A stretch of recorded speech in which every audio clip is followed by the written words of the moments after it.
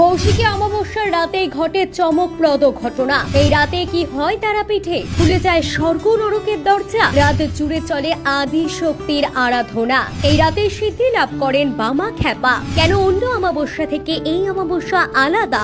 জানুন তার আসল কারণ।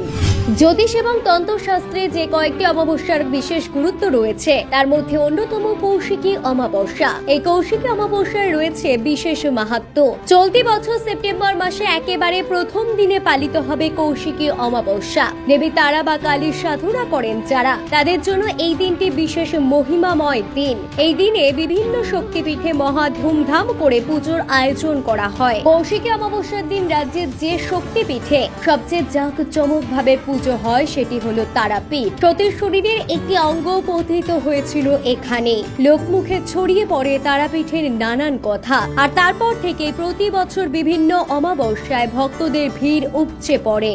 শুধু তারাপীঠে নয়, আসামের কামাখ্যা, বাংলাদেশের ঢাকেশ্বরী কিংবা নেপালের নলাটেশ্বরী মন্দিরেও ব্যাপক ভিড় হয়। যে কোনো অমাবস্যাতেই দেবীর পুজো হয় নিষ্ঠা ভরে। তবে তাদের মধ্যে সবচেয়ে মহিমাময় অমাবস্যা হলো কৌশিকী অমাবস্যা। কি এমন মাহাত্ম্য রয়েছে এর? কেন এই দিনটিতেই তন্ত্র সাধনায় বেছে নেন যোগী ঋষিরা? বিশেষ করে শ্মশান সংলগ্ন মন্দিরগুলিতে এই দিনে তন্ত্র সাধকরা ভিড় করেন। অমাবস্যার রাত তাদের কাছে বিশেষ তাৎপর্যপূর্ণ। এই দিনে সাধনায় বিশেষ সিদ্ধি লাভ করেন তারা। কৌশিকী অমাবস্যার দিন যেন জাগ্রত হয়ে ওঠে তারাপীঠ মন্দির। সকাল থেকে চলে দেবীর পুজো। শীতল ভোগ থেকে পান্তা ভোগ, সুরা পান করানো হয় দেবীকে। তান্ত্রিকরা এই দিনে দূর দূরান্ত থেকে ছুটে আসেন তারাপীঠে। হিন্দু শাস্ত্র জানাচ্ছে এই দিন দেবীর কঠোর তপস্যা করলে তিনি কাউকে খালি হাতে ফেরান না। যা চাওয়া যায় তাই নাকি পাওয়া যায় তার কাছ থেকে।